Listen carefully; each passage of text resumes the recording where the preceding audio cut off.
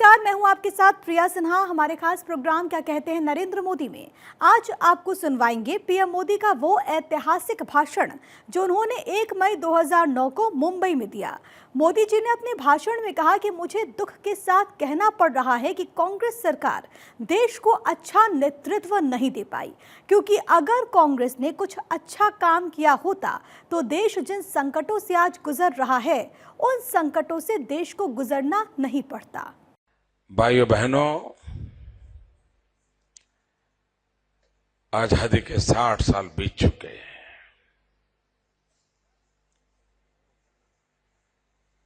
पचपन साल तक एक ही पार्टी की हुकूमत रही। 50-52 साल तक एक ही परिवार का साम्राज्य रहा और उसके बावजूद भी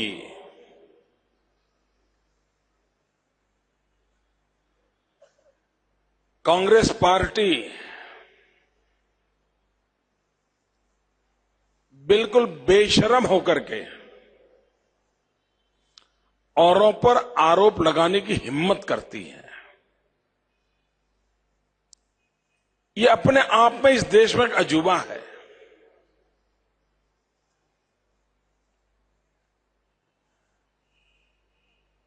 कोई मुझे बताए मित्रों, इस बार जो अमेरिका में चुनाव नतीजे आए हैं उसके कई कारण हो सकते हैं। कई कारणों की मीमांसा भी हो सकती है, लेकिन मैं एक ऐसे पहलू की ओर ध्यान आकर्षित करना चाहता हूं। जो लोग कई बार अमेरिका का हवाला देते हैं, वहां पर जो परिवर्तन हुआ उसकी चर्चा करते हैं और देश के बड़े जाने माने पॉलिटिकल पंडित किया करते हैं। और भारत के राजनीतिक मानचित्र पर इसको जरा सोचने की आवश्यकता है और इसलिए मैं कहना चाहता हूं, क्या कारण था अमेरिका की जनता ने ओबामा को पसंद करने की दिशा में गए?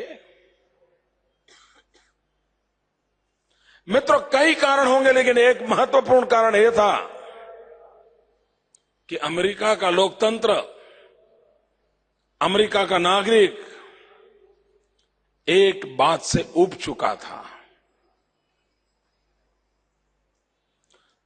25 साल से करीब हिंदुस्तान में तो हम एक परिवार को झेल रहे हैं, वे लोग 2 परिवार को झेल रहे थे। पहले सीनियर बुश जीत करके आए, फिर जूनियर बुश जीत के आए। अब उसमें भी कैसे? सीनियर बुश एक बार, सीनियर बुश दूसरी बार, फिर क्लिंटन एक बार, क्लिंटन दूसरी बार, फिर जूनियर बुश एक बार, जूनियर बुश दूसरी बार, फिर मौका आया मिसेस क्लिंटन, और तब जाकर के पूरा अमेरिका चौंक गया कि भी ये क्लिंटन बुश चलेगा कि उसके बाद अमेरिका जाएगा। और तब जाकर के अमेरिका के मतदाताओं ने हिम्मत के साथ फैसला किया और इस परिवार की दुनिया को तोड़ दिया। मित्रों, जो लोग अमेरिका की उदाहरण देते हैं, हमारे देश में इस तर्क, इस चर्चा, इससे बोलने से कतराते हैं, लेकिन भारत के परिप्रेक्ष्य में इस स्थिति को समझना होगा।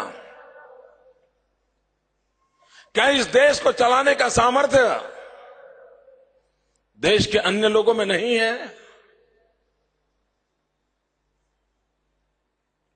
लाल बहादुर शास्त्री हो, नरसिम्हा राव हो, अटल बिहारी वाजपेयी हो, उनकी सरकारों का कार्यकाल हिंदुस्तान के अच्छे से अच्छे कार्यकाल के शिरोमोर पर है, ऊंचाइयों पर है।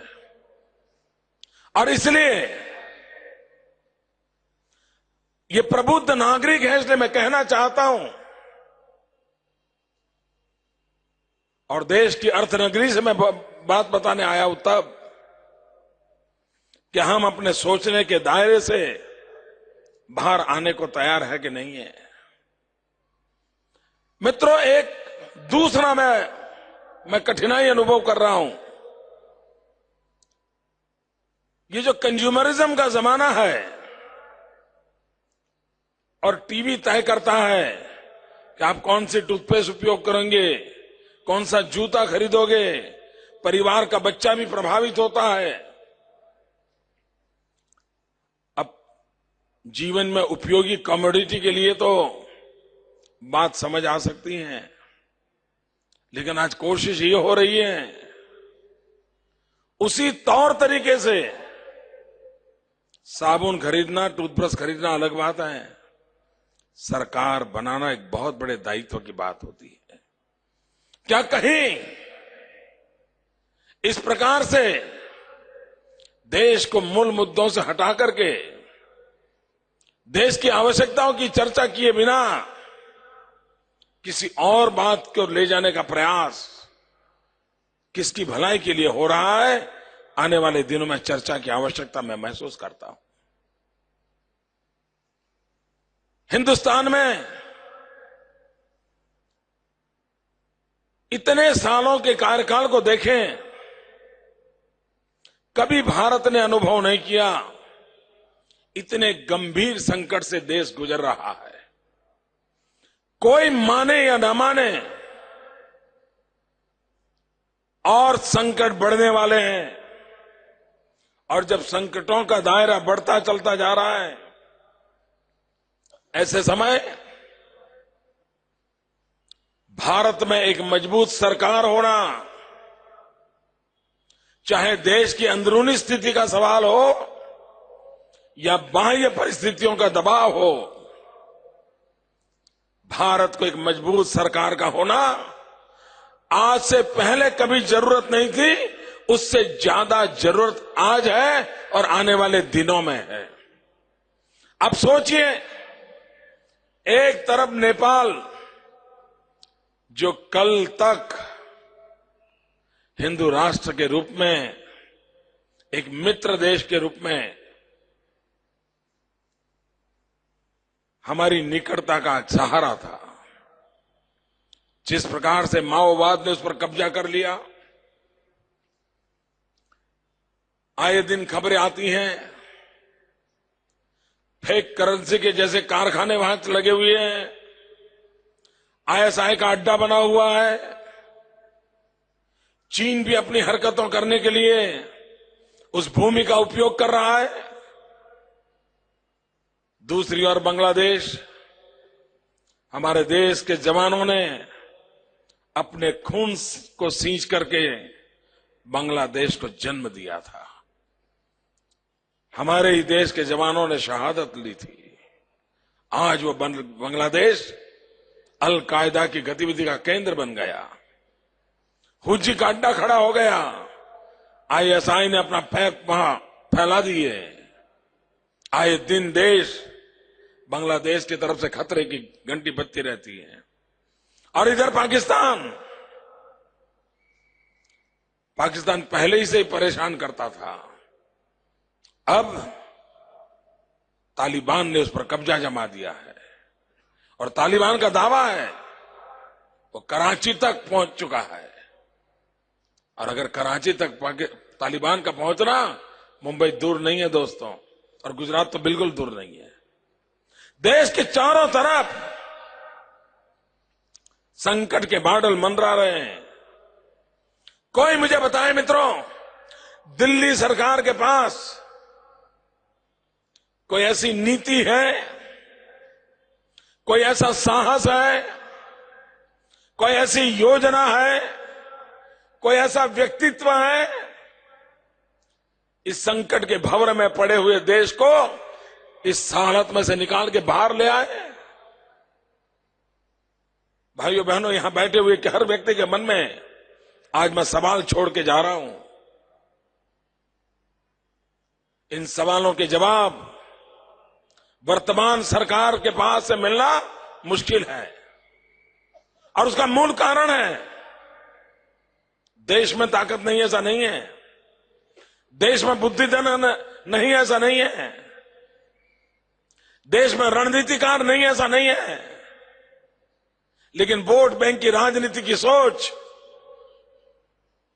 इंडिया फर्स्ट, भारत के हित सर्वोपरि, उस और सोचने के लिए जो ताकत चाहिए वो ताकत में रुकावट पैदा करती है। और तब जाके इस समय की मांग है कि दिल्ली में एक मजबूत सरकार की आवश्यकता है। दूसरा संकट है, दुनिया पूरी आर्थिक मंदी के दौर से गुजर रही है।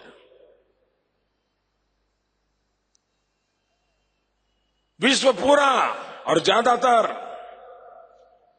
डेवलप कंट्रीज संकट के घेरे में है। क्या इस स्थिति को हम देखते रहेंगे,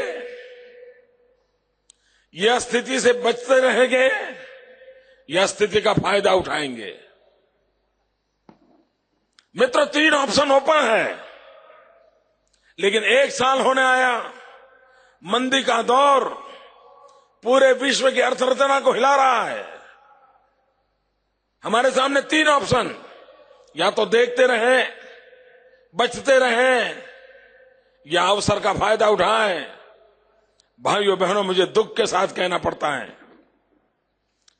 कि प्रधानमंत्री मनमोहन सिंह जी अर्थवेत्ता होने के बावजूद भी देश को वो नेतृत्व नहीं दे पाए जो इस आर्थिक संकट के काल में इस संकट को अवसर में पलट दे।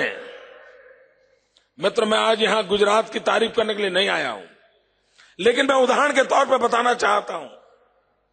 मित्र, दुनिया के मंदी के दौर में दुनिया की कोई भी कंपनी बाजार से हटना नहीं चाहती है। वो अपना प्रोडक्शन करना चाहती है, मैन्युफैक्चरिंग करना चाहती है, वो मार्केट की तलाश में रहती है। हमारे पास 2 बड़े स्ट्रांग पॉइंट हैं। एक 100 करोड़ का मार्केट है, 100 करोड़ देशवासियों का बाजार है, दुनिया का सबसे बड़ा बाजार हमारे पास है। और दूसरा, कम से कम खर्चे में skill labour, peaceful labour, efficient labour, ये ह्यूमन रिसोर्स, ये हमारी दूसरी पूंजी है। ये दोनों चीजें ऐसी हैं कि दुनिया को मंदी के दौर से निकालने के लिए 2 अश्व की तरह काम कर सकती है।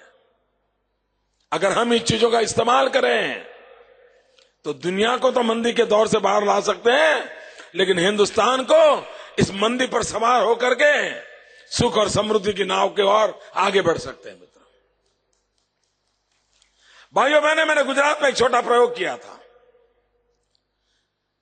हमने vibrant Gujarat global investment summit किया और मैंने दुनिया के देशों को कहा था, आप अपनी कंपनी बंद करना नहीं चाहते, आप अपना व्यापार रोजगार बंद करना नहीं चाहते, मैं आपको अवसर देता हूं, and I have a formula. मित्रों, गुजरात एक छोटा सा राज्य,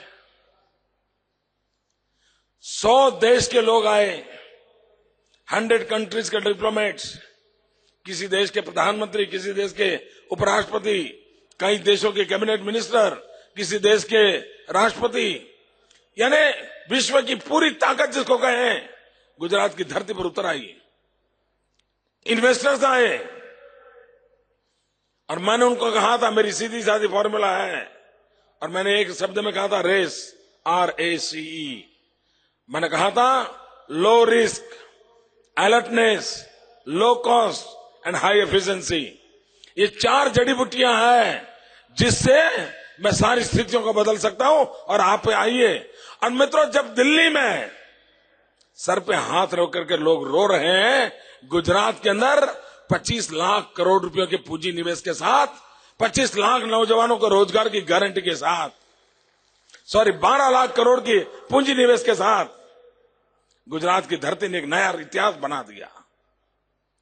मित्रों, दिल्ली चुप बैठा। अगर इतने बड़े, और मैं मानता हूं दुनिया के लिए मंदी का दौर भारत के लिए एक सबसे बड़ा अवसर है। 1 साल बीत गया दोस्तों, यानी सुरक्षा का संकट, डिप्लोमेटिक संकट, उसमें से रास्ता नहीं निकाल पाते हैं, और दूसरी तरफ दुनिया में मंदी के दौर में हम इस परिस्थिति का लाभ कैसे लें? भाइयों बहनों, तब मैं कहता हूं कि दिल्ली को एक ऐसी सरकार की जरूरत है